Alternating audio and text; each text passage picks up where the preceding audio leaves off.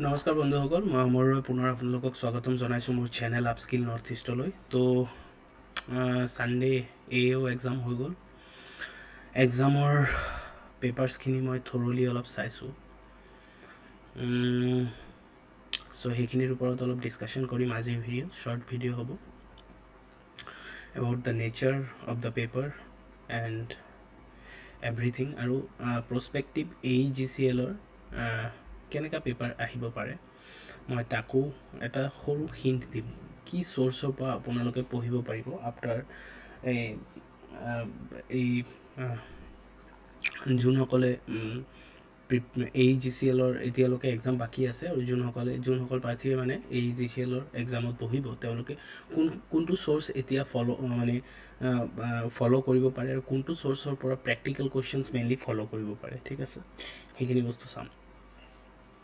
Evenly এটা কথা যে মেক্সিমাম প্ৰেক্টিকেল টপিকছ যোনখিনি আহিছে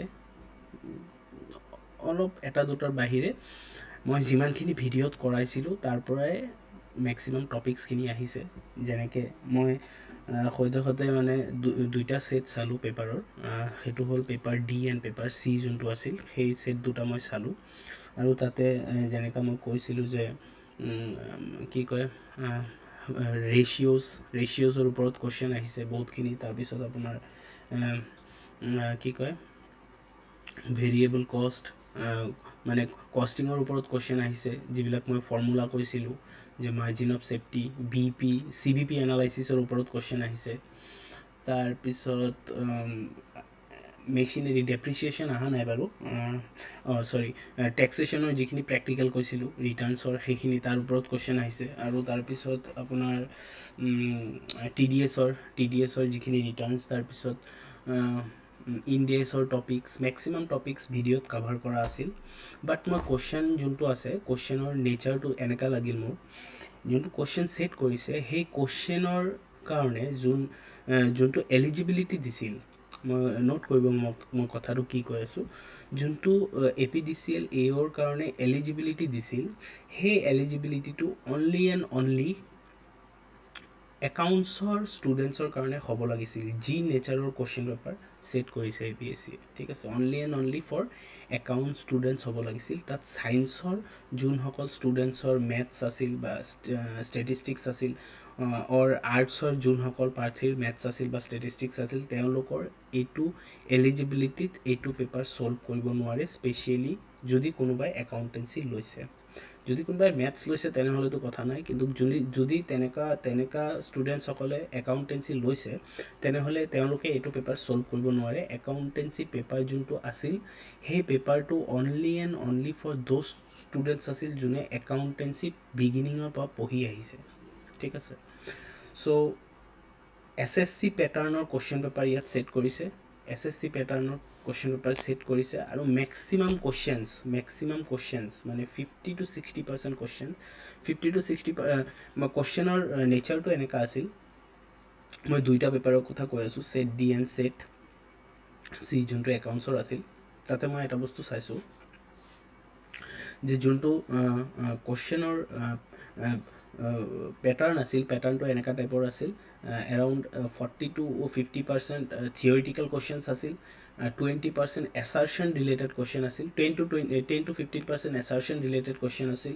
তাৰপিছত আপোনাৰ 20% মান আপোনাৰ আছিল কি কয় প্ৰেক্টিকেলছ কুৱেশ্যন আছিল, যেনেকৈ মেচিন এক্সচেঞ্জ কৰিলে কি ভেলুত ৰেকৰ্ড কৰিব লাগে। নাও that is a very typical question. Machine record কৰিলে মেইনলি এটা কুৱেশ্যন আহিছে তেনেকুৱা, মেচিন ৰেকৰ্ড কৰিলে যদি এক্সচেঞ্জত কোনো মেচিন লৈছে, কোনো এছেট লৈছে, তাক ৰেকৰ্ড কৰিব হ'লে কি ছিষ্টেমত ৰেকৰ্ড কৰিব লাগে। তো তাৰ ইণ্ডেছত এটা ইণ্ডেছ 10 PP plant property and equipment, তাত এটা ছিষ্টেম আছে। যদি মই এক্সচেঞ্জত কিবা মেচিন লৈ আছোঁ তেনেহ'লে fair value of the machine, if fair value is clearly evident, or cost of the machine if cost is fairly evident. ঠিক আছে, machine given and if machine given is not available then machine taken, whichever is evidently available. ঠিক আছে, সেই প্ৰাইচটো ল'ব লাগিব, fair value অৰ কষ্ট। তাৰ লগত মই যদি এক্সট্ৰা কিবা পইচা পে'মেণ্ট কৰিছোঁ সেই মেচিনৰ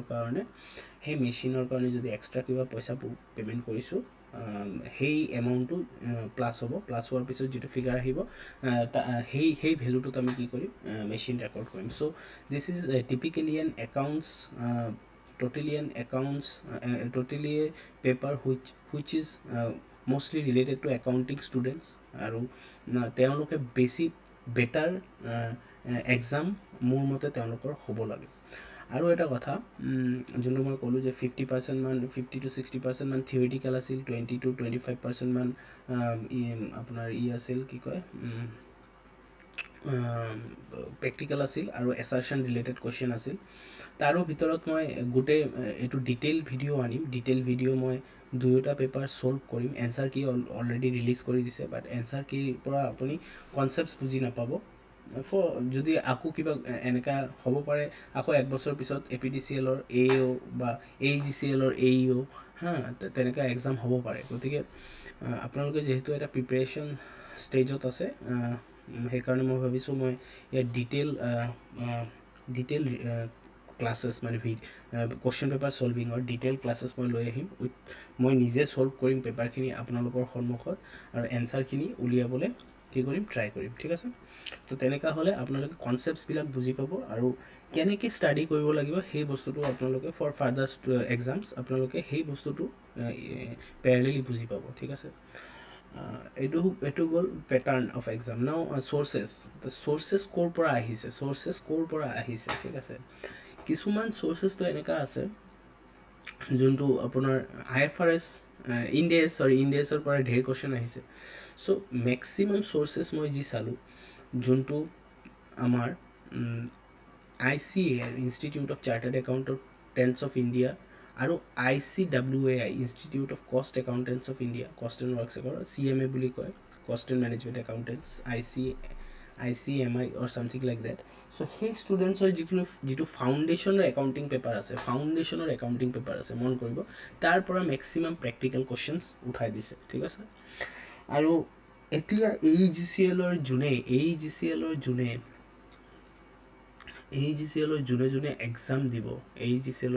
এক্সাম দিব, আপোনালোকে যিখিনি দিন আছে